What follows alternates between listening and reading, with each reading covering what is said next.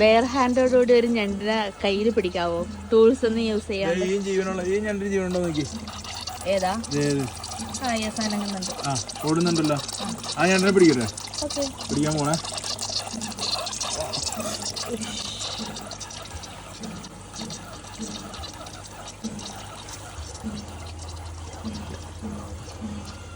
അതെന്താ ഇറുക്കാത്തെ?